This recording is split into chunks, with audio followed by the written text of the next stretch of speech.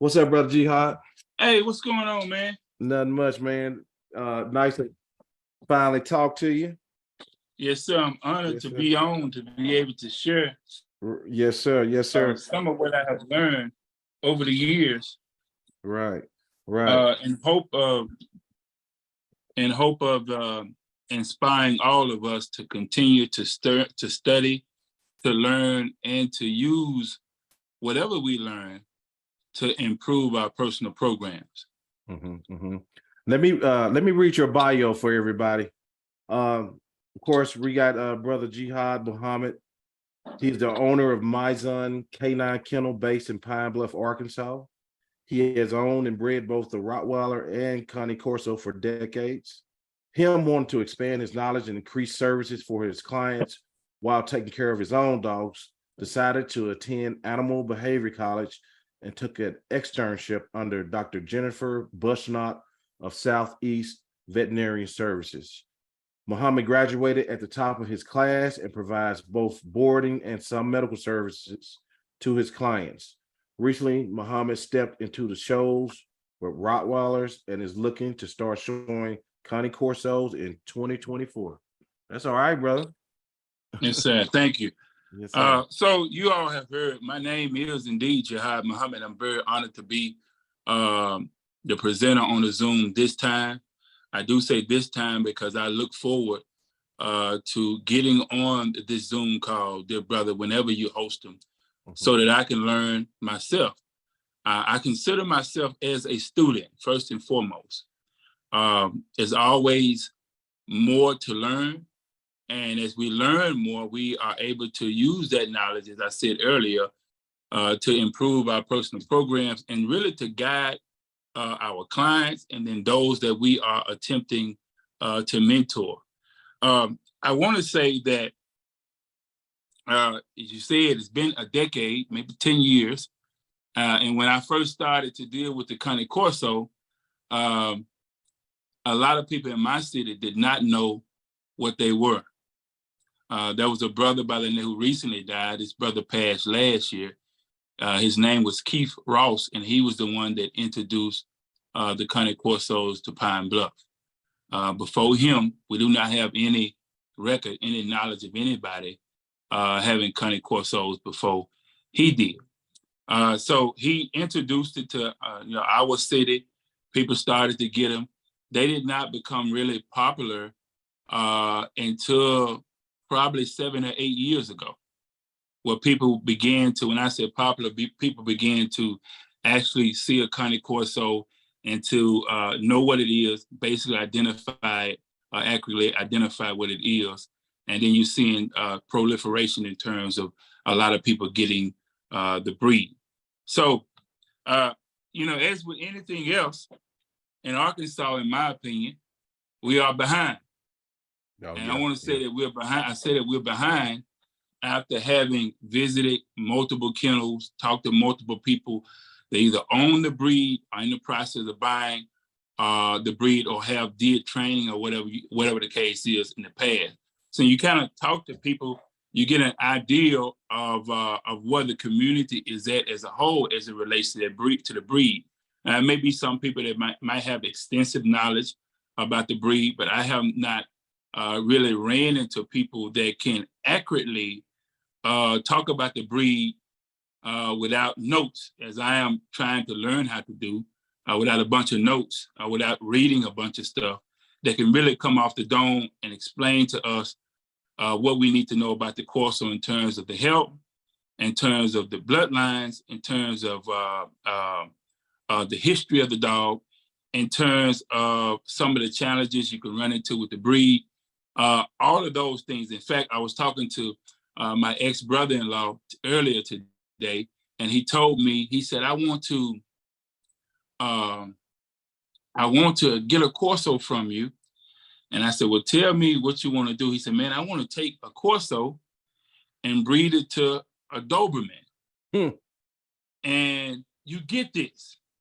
You get it when you deal with the riders. You get it when you deal with the bullies, the German shepherds, whatever it is. You're going to get people that's going to come to you and they have all of this ideal that has not really been thoroughly thought out. Okay.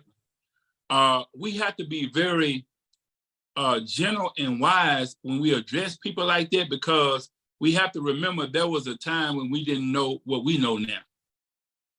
And if we look at most of us that started breeding 10 years ago, if we look at where we're at now versus 10 years ago, we would say ourselves that we've came a long way. There's a lot that we've learned in that 10-year period of time, that if we had to do it all over again in terms of starting a program, we would do things totally different.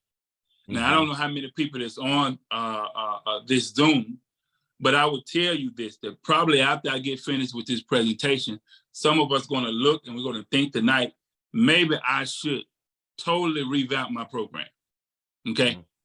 And I'm saying that, and I'm not hesitant to say that, because I would tell you last year, and I'm a breeder that I breed for myself, and then I breed commercially for profit. I'm not one of those people that say I am solely breeding to better the breed. No, there's a profit margin that I look for. Even if I decide to keep 1 or 2 puppies, if I have 10 puppies in that litter and I decide to keep 1 or 2 puppies out of that litter, then that's 8 puppies that I have to place. That's 8 puppies that I'm responsible for. That's 8 puppies that I have administered medicine to and taken care of. And I want to be compensated for my time, my effort, and everything that I put into my program. I just don't want to give away a dog to anybody. Okay. So I want to say that because some of us are very bashful when it comes down to saying, yeah, you want to get your paper right with your dog, period. You ain't none of us in this doing this to give away puppies, no matter how much we love the breed. Even the professional breeders that are all over the world, they're not just breeding for themselves, okay? So when we come to the table, we're gonna have an intelligent conversation. We're gonna be honest, and we're gonna say, look, this is what it is. There are gonna be puppies left over. None of us can keep every litter, all the puppies in a litter that we produce. So we expect that profit margin. If we're wise and we're intelligent, we're gonna take some of the funds that come from that to put it back into our program to continue to develop and improve our program. Right. When you talk about building a breeding program, and I asked when I did my post of people to get with you, and it don't matter what breed that you're dealing with. Some of what I'm going to give you is relatable to every breed. You cannot get around it. I mean, case in point, every true breed has a breed standard. And I just told you about my ex-brother-in-law that had the ideal in his head to breed the Corso to the Doberman. The Doberman is not a dog that I'm very familiar with, but I do know that the Doberman is supposed to have a scissor bite. I don't think they can have any other bite. And we're just dealing with the way the teeth is supposed to be positioned in the mouth, according to what the international standard is. So when I talk about the Cane Corso, I cannot talk about the Cane Corso with a frame of reference of any that's maybe in anybody else's mind, except what the official standard is, what is accepted globally in the global community around the world. And we have a standard. You come down to the Rottweiler, we have a standard, the German Shepherd, the Cane Corso, and those who dictate what the standard is are those who are in the country of origin. For instance, we know when you're dealing with the Rottweiler, they originated out of Germany. The ADRK is basically in control of what the standard is. So everybody gets talking about getting a Rottweiler. They want to get one from Germany, or you talk about the German Shepherd. People want to import some from Germany. When you talk about the Cane Corso, if you can find somebody in Italy that are doing shows and winning, have the health checks, that's where you want to import your dog from.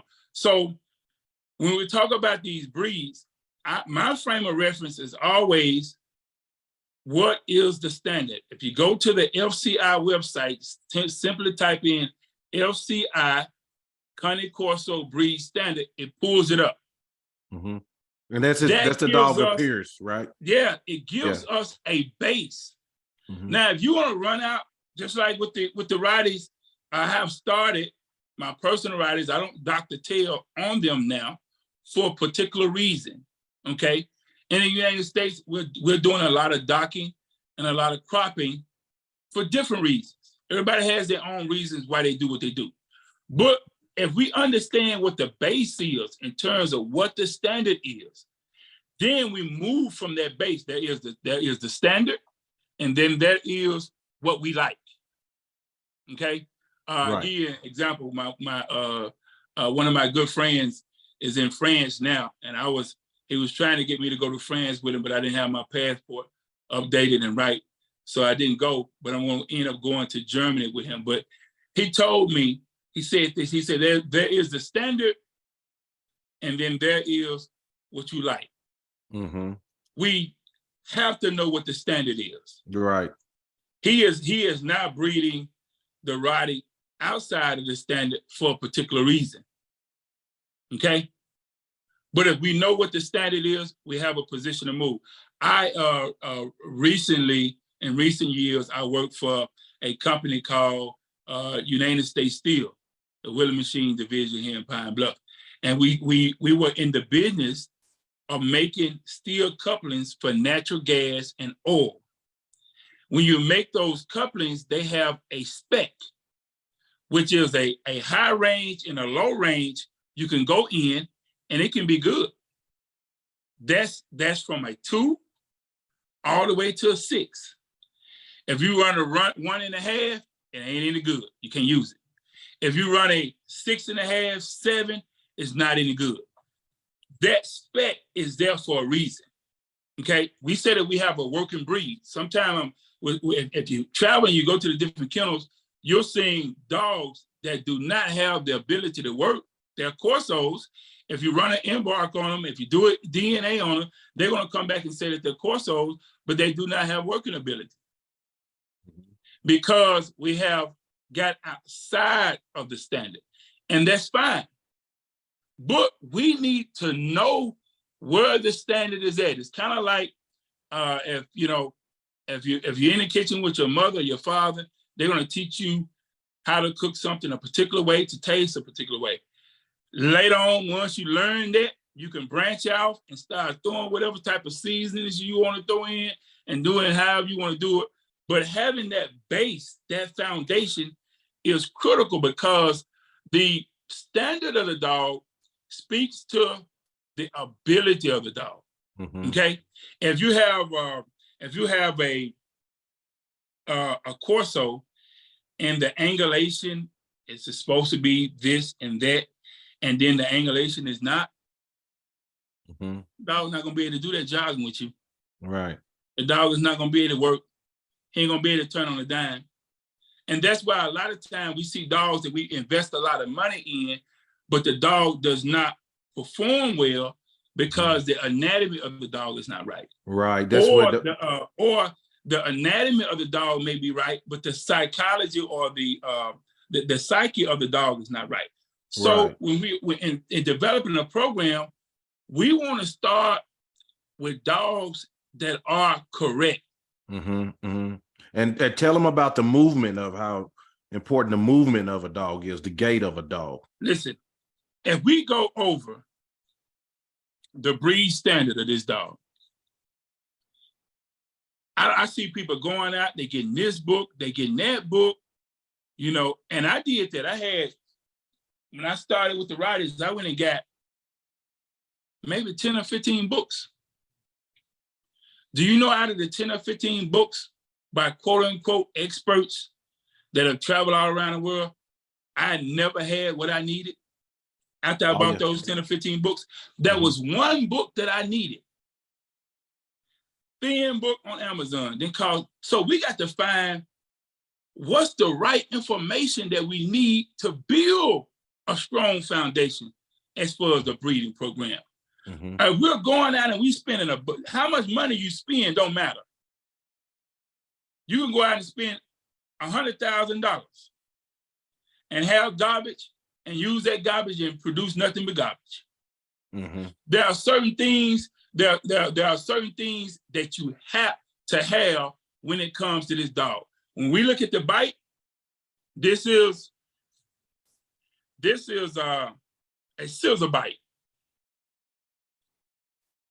The Rottweiler is supposed to have a scissor bite. It's the only real bite that's recommended. They can get away sometime with a level bite, but they're supposed to have a scissor bite. I wouldn't want a Corso with a scissor bite. So we have clients that come, and this is how it starts. They come, they see somebody with a dog, they haven't did any research, they go buy a dog, they don't know what they're looking for. So if you don't know what you're looking for, it's easy for you to grab the wrong thing. This is the bite, the two bites that the Corso could have. I'm gonna show you from the front and from the back. This is the bite. Now watch when I turn to the side. See that? That's an underbite. If he has an overbite, it's no good. Okay? If it has a cross bite where the teeth crosses over each other like an X, it's no good. But I have people that come and they buy puppies from me. I can tell you, and other breeders, y'all see it. They never look in the mouth of the dog at all. They may have the dog for a year and a half, 2 years old, and they never look and see what type of bite the dog has. If we're missing that, what else are we missing? There's a Rottweiler group that I'm in, and I did an experiment recently, probably maybe 8 or 9 months. I went on that post on the site, and I said, I'm looking for a male stud. And there was about 42 people that rushed to the comments to post their dog. I came back about a month and a half later, and I said, I'm looking for a stud. I want champion bloodline with the champions at the front of the pedigree, not all the way at the back. And I want the mother and father to have some health testing. This is the Arkansas site. Do you know how many people come in it? When I see that, yeah, one person. Or One person. Usually when I see something like that, they just ignore everything you just asked for. So that's saying with us, there's room for improvement. I'm saying this.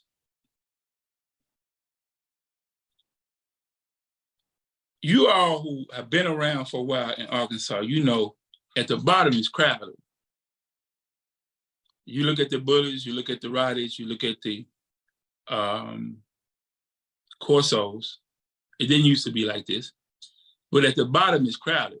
When the pandemic came through, everybody that purchased puppies because they had time to deal with them, those puppies are between 2 and 3 years old now. Yeah, we don't have a lot of heavy regulations in Arkansas, so everybody is breeding Corsos. They don't know what the breed standard is. They don't know if they have the breed standard. They don't know anything about health testing. There's nothing there.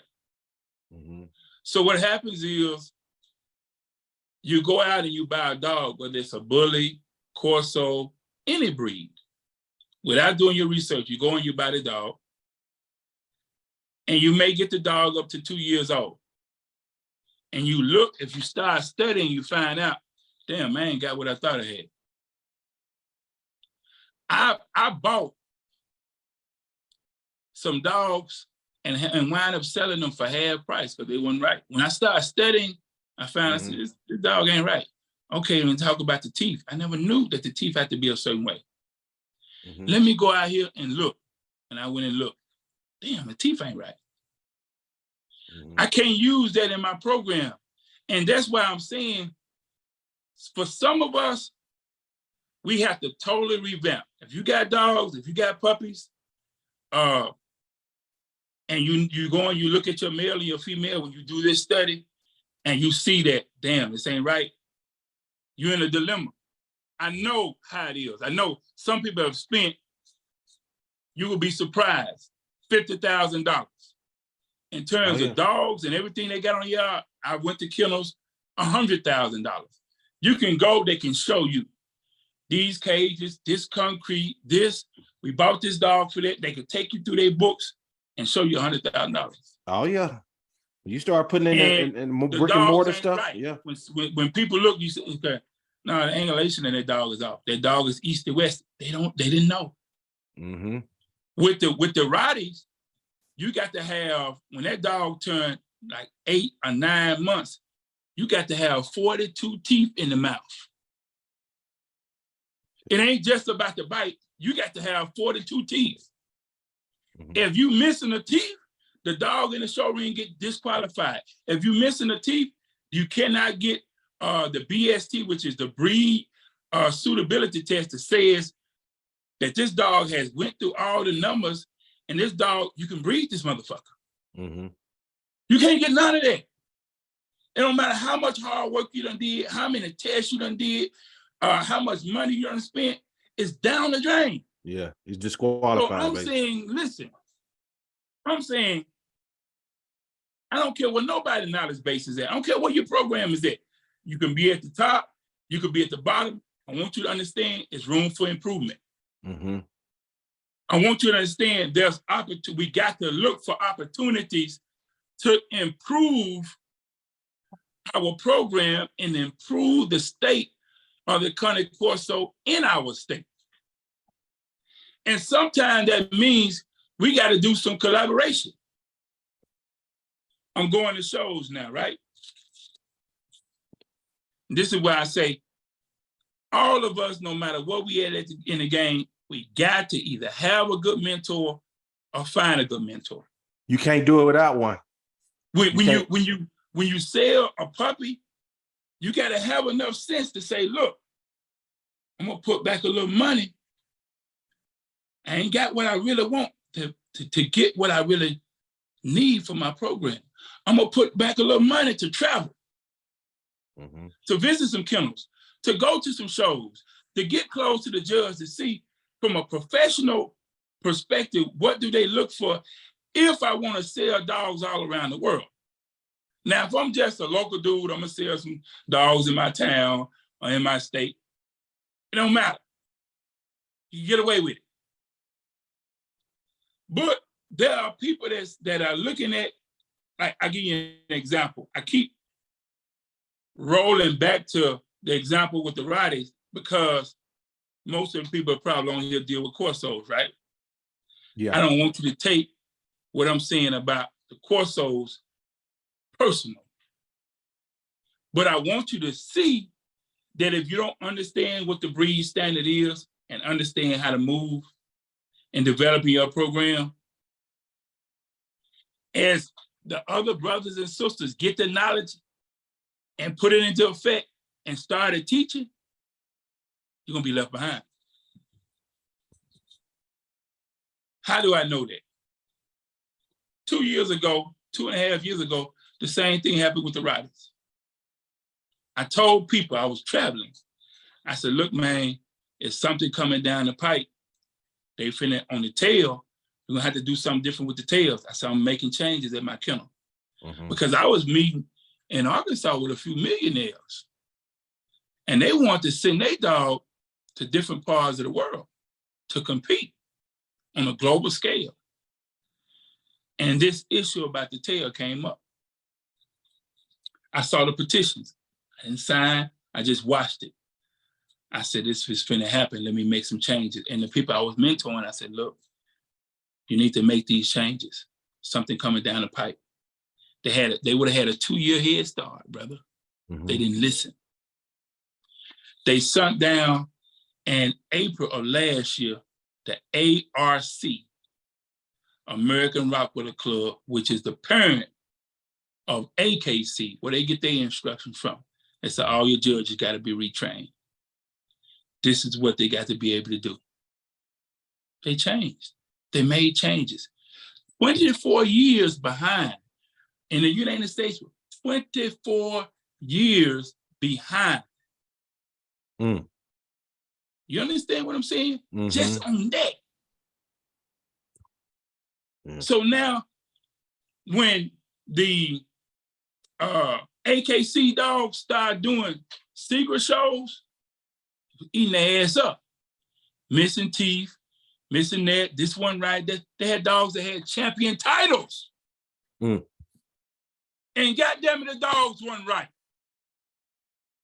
So when people talk about this shit, champion bloodline, I want to know that this dog is proven, and sometimes that means you got to get your ass up and travel. Right. If you going to Vegas and you're going to be 4 days in Vegas, you need to carve out one of them days to meet with some breeders. Staying educated. Right. When there's a show that come close to you and you got a few dollars, you need, even if it say, if we said, brother, look, man, me, you, Joe Blow over here, so and so, we're gonna get together, put a little money to the side. There's a show coming up in Florida. We ain't taking no dog. We're gonna fly there. Gonna get us an Airbnb. We going to the show. We're gonna meet the judge. We want to look and see what they're looking for. And now we networking. Now we bringing in the right shit. Think about it. Right. Now, let me show you about these pedigrees.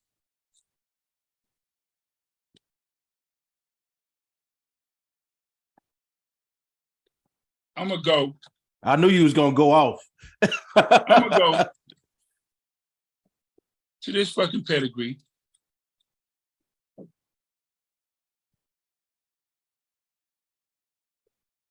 Go to this pedigree. Okay. Hold on. I'm gonna show you the problem that we run into when we breed these dogs. Okay. And I don't want to sound arrogant because, brother, I promise, God is my witness. I bred the dogs for years and never studied this. People came and bought. They saying, oh, he the baddest dude in this area with the Rottweiler. But I ain't know shit. They didn't know it. See, it's easy to fool somebody that don't know. But when the people call me and they talk about the Corso or the Rottweilers, within 3 minutes, I know if they know what they're talking about. Within 3 minutes. If I ask them, I said, what the bite look like? There was a brother, a Muslim brother in the nation, called me out of Texas. He got a son that got a Rottie. And he said the guy gave it to him. He's going to sell puppies for $2,500, et cetera, et cetera. I said, send me the pedigree. He sent me the pedigree. I looked at it. I said, because he wanted to work with me, network with me. I said, brother, there's nothing I can do with that dog. I don't care what you think about it or her. There's nothing I can do with it. I'm looking at the paperwork. This particular bloodline that is very popular in the United States throws horrible bites. Brother, do you hear me? I was on the verge of buying one of these puppies for $3,500 myself. The way I was gonna pay for it, it was gonna cost me $4,200, brother. Do you hear me? Right. And I couldn't have, if I'd have got it, I couldn't do shit with it. Right. I looked at 12 dogs from his bloodline. 12. All of them had horrible bites. The motherfucker I had in my yard, I sold it for half price. Horrible bite. This is, I'm going to use this. This is the puppy that I'm taking to the show in terms of the Rottie, the one that I took. She got V1, which is considered, well, V4. V is considered excellent when you deal with that dog. Okay. But I want you to understand the principle. It's going to be the same. When people talk about championing bloodline, sometimes they're going all the way back here. They do, yeah. Talking about these dogs. Right. It's back here. Yeah. What's in between here, they're making it look like it don't matter. Yeah. When it you don't know what that is. Yeah. Right. You don't know what that is. That's just like when people say, what bloodline you got? I shut my mouth. You want to know why? You can't tell me that you running, if somebody say, I'm running, I got Stanley Pat bloodline. That's what they'll say. And if you look in the pedigree, you may see Stanley Pat in there one time, maybe twice. Maybe twice. Mm-hmm. He may be back here, maybe one back here, maybe one here. Mm-hmm. What is all this other shit?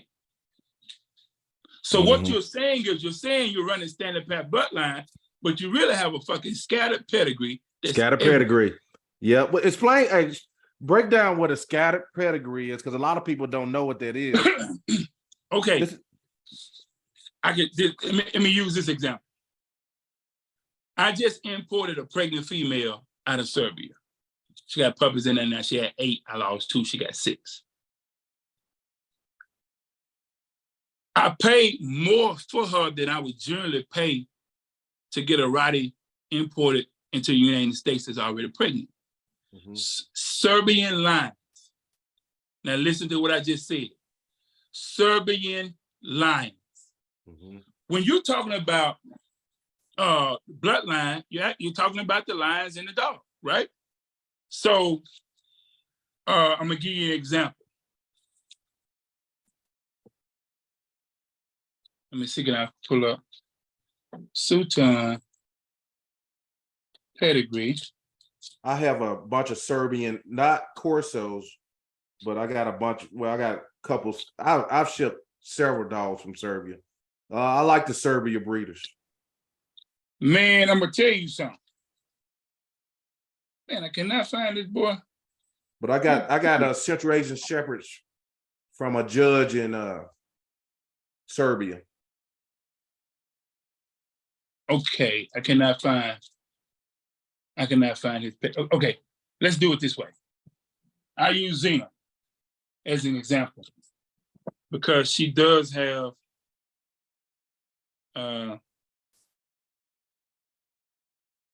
she has a couple of champions in her pedigree. It don't matter. Okay. Damn, I wish I had this. Okay, let me explain it to you this way. This dog that I got in here, she has heavy TK lines. TK is a female breeder, one of the top breeders in Serbia. She's respected all over the world. When I look at the pedigree, when you look at the pedigree on the puppies, when I get them, you're gonna see TK New Yorker in there probably 3 times at the top and 3 times at the bottom. This is a line breeding. So what a line breeding does, when you do a line breeding, you're breeding dogs that are closely related. They may be cousins. You may have uncles in there. They're related. And what you're doing is you're trying to capture certain features about certain dogs and bring them together into one dog. Mm-hmm. Okay. So when you do that, it makes your litter more consistent. So if I look at the pedigree and I see TK New Yorker, TK Black Star, TK Impala, TK Black Mamba, I can look at those dogs. I can go and research them because they have so many achievements. I can find them online. It's easy. Mm-hmm. If you go, the litter here is the TK Amazon. You know, he's a champion out of Serbia. He was a junior champion. So that means he became a champion before he turned 24 months old. Okay, we can go in there and we could pull his statistical data. Think about this. Mm-hmm. Because this is something that every breeder has to think about. How are you going to compile your data? You can go in there, you can see TK, this dog, TK, that dog. You can look and see the critique of these dogs. The critique is, what did the judge see in them? If he was in front of multiple judges, he had to get so many points to become a champion. What did these judges say about this dog?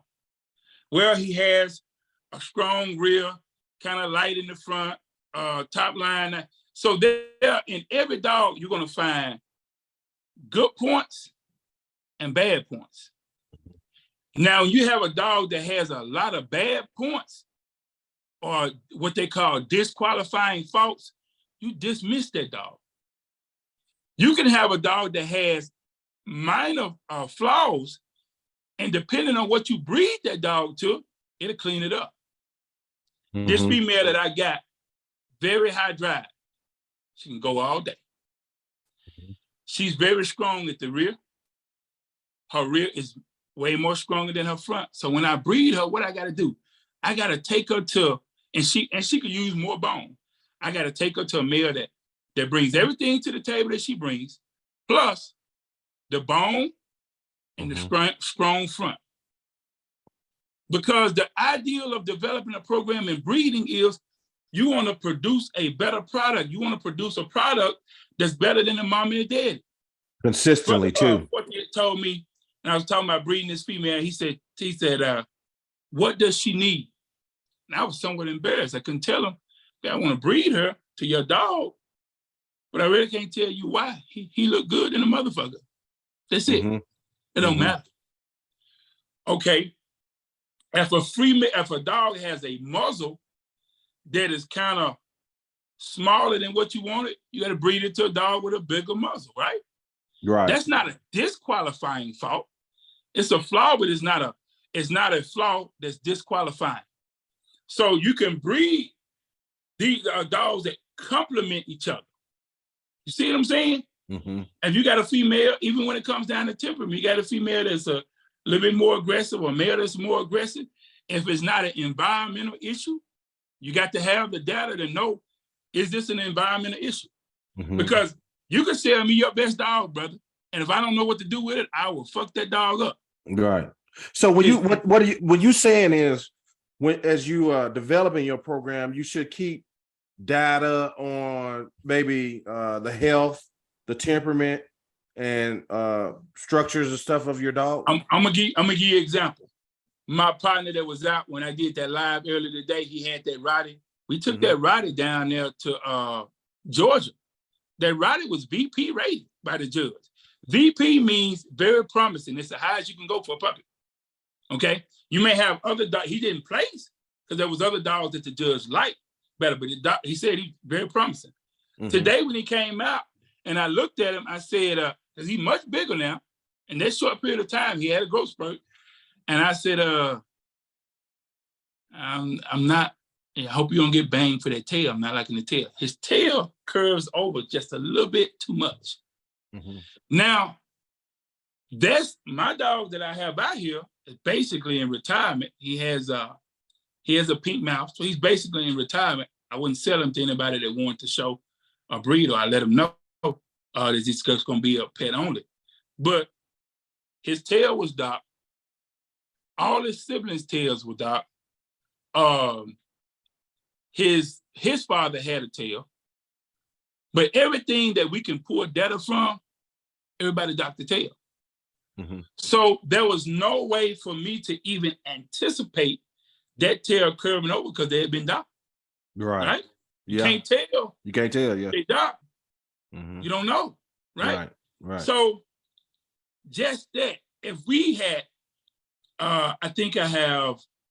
if we had kept a sample dogs with tails, we can say we kept this dog, or this dog with him there. We can go back a year later, 24 months later. We could look at that dog and we can compare that data. If we produce a litter, for instance, I just left Scott and I did an evaluation on a guy dogs that I had bred to, and we looked at it. There were nice scissor bites. Last time he had 7 puppies. 6 of the puppies had a scissor bite. The other one did not, but there's a chance that the dog developed that the bite would correct itself. We've seen that on dogs, and we look at them at a year old, they have a bad bite, and we look at them at 2 years and the bite has corrected itself. Or the bite is good at first and then the bite goes bad later. That can be genetic, that can be environmental. You got a dog pulling on the fence, or you do bite work with some of these breeds too early, you will mess their teeth up. See what I'm saying? Yeah. There are certain breeds you can do bite work with early because it don't matter. There are certain breeds that you can't. With the Rottie, you can do bite work you can do bite work with a Corso earlier than you can with a Rottweiler. Do hard bite work with a Rottweiler before you're 2 years old, you can have the perfect teeth in his mouth. You would fuck those teeth up. Okay. It's stuff like that you got to know. When you go out and you move, a lot of people, they going out and you just doing stuff and you're not thinking, because it don't dawn on you, damn, I can mess his teeth up. I spent $2,500, $3,000 on a dog. He has a silver bite. I started doing bite work with him at 4, 5 months old. Then when he get a year old and I put him in front of the judge, he get disqualified because the teeth ain't right. Let me ask you something right now, because you got a medical background, and a lot of people want to know this.